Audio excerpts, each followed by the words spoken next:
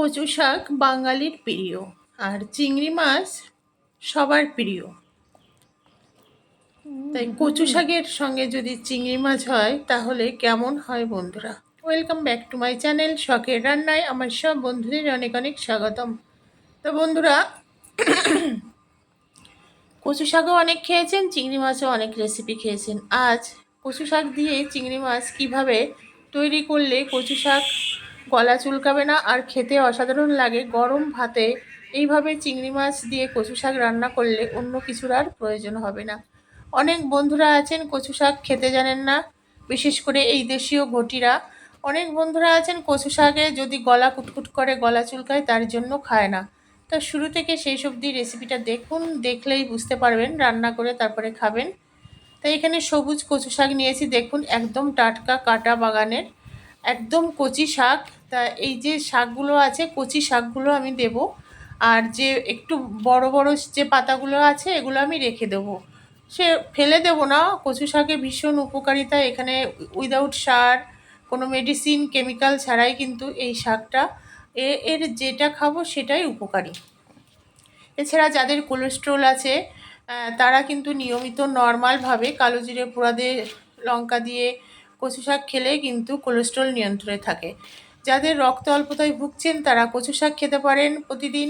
যাদের সুগার আছে তারাও কিন্তু কচু শাক খেতে পারেন। তা কচু শাক যেহেতু জালি কচি কচু শাক, এটার খোসাটা আমি ছাড়াবো না। তো দেখুন কচু শাকটা কেটে নিয়েছি, আর বড় পাতাগুলো আমি রেখে দিয়েছি, এটা আমি কোনো রেসিপি করে খেয়ে নেব। আর যে এইটা আজকে আপনাদের যে কচি পাতাগুলি, আমি এগুলো আপনাদের আজকে রান্না করে চিংড়ি মাছ দিয়ে দেখাবো। তা কচু শাকটা ভালোভাবে ধুয়ে নিয়েছি, ধুয়ে প্রেশার কুকারে জাস্ট একটা সিটি ফেলে নেব। কড়াইতেও আপনারা একটু সিদ্ধ করে নিতে পারেন, তাহলে কি হবে, প্রেশার কুকারে আমি ডাল সিদ্ধ করেছিলাম ওইটার মধ্যেই দিয়ে দিলাম। আর এখানে নুন দিয়ে দিলাম, একটা সিটি ফেলবো জাস্ট, কারণ একদম কচি কচু শাক, একটা সিটি ফেললেই কিন্তু এটা সিদ্ধ হয়ে যাবে। আর সিদ্ধ হয়ে গেলে যে জলটা থাকবে সেটা ফেলে দেব, ওই জলটা ফেলে দিলে তাহলে কিন্তু আর গলাটা কুটকুট করবে না।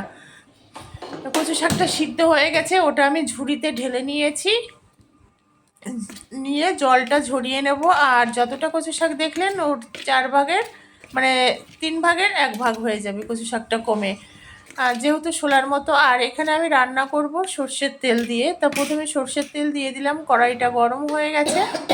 আর এখানে নুন দিয়ে দিলাম পরিমাণ মতো, দিয়ে যে চিংড়ি মাছটা আমি রেখেছিলাম নুন হলুদ দিয়ে, সেই চিংড়ি মাছটা দিয়ে দিলাম।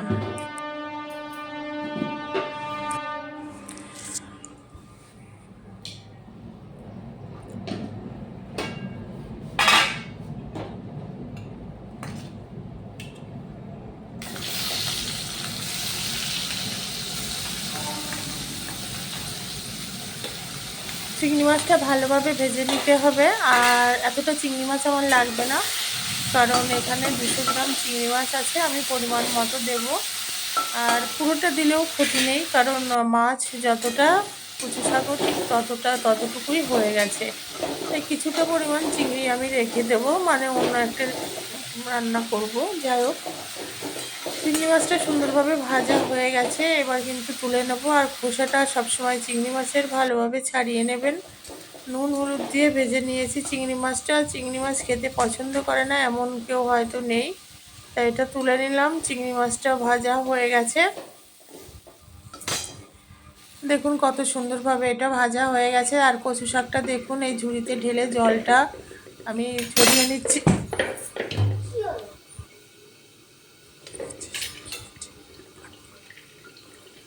একদম এটা চেপে চেপে যে জলটা থাকবে বের করে দেব, একদম একটুখানি হয়ে যাবে। একটুখানি হয়ে গেলে কি হবে বন্ধুরা, এটা কিন্তু খেতে মানে অনেক 5-6 জনে কিন্তু এই কচু শাকটা খেতে পারবে। এখানে একটা শুকনো লঙ্কা দিয়ে দিলাম,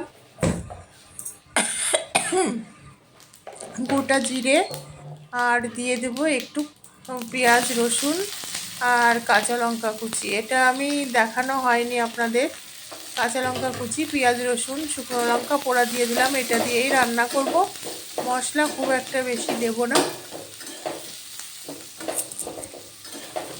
কারণ এখানে পেঁয়াজ রসুন দিচ্ছি। পেঁয়াজ রসুন দিলে আর চিংড়ি মাছ আছে, অন্য কিছুর প্রয়োজন হয় না।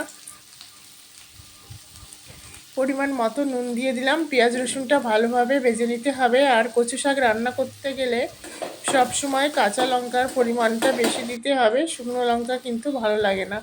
এখানে কয়েকটা লবঙ্গ দিয়ে দিলাম, লবঙ্গের ফ্লেভারটা দারুণ লাগে আর যখন মুখে পড়বে খেতে খুবই ভালো লাগে। তো পেঁয়াজ রসুনটা দেখুন লো ফ্লেমে মানে মিডিয়াম ফ্লেমে কিন্তু ভাজতে হবে। শুকনো লঙ্কাটা ভাজা হয়ে গেছে, আমি তুলে নিচ্ছি, নাহলে একদম নেতিয়ে যাবে। শুকনো লঙ্কাটা পরে গার্নিশিংয়ে দিয়ে দেবো। যারা বন্ধুরা আপনারা কচু শাক খেতে মানে কোনো দিন খাননি, এরকম অনেক বন্ধুই আছে, তারা একবার এইভাবে কচু শাক রান্না করে খেয়ে দেখবেন। আমার চ্যানেলে নিরামিষ কচু শাকেরও রেসিপি আছে, নিরামিষভাবেও রান্না করা আছে, সেটাও দেখে করে নিতে পারেন। কচু পাতায় চিংড়িও আছে, আজকে কচু শাক দিয়ে চিংড়ি করে দিলাম। এইভাবে রান্না করে খেয়ে দেখবেন কেমন লাগে। মানে এইভাবে কচু শাক দিয়ে চিংড়ি মাছ খেলে আপনার কিন্তু অন্য কিছু আর খেতে চাইবেন না দুপুরে গরম ভাতে। এবার এটাকে ভালোভাবে নাড়াচাড়া করতে হবে। নাড়াচাড়া করে এখানে আর দুটো উপকরণ দিতে হবে। আমি এখানে পরিমাণ মতো এইটা আছে বিরিয়ানির মশলা। হ্যাঁ বন্ধুরা, আমি বাড়িতে তৈরি করা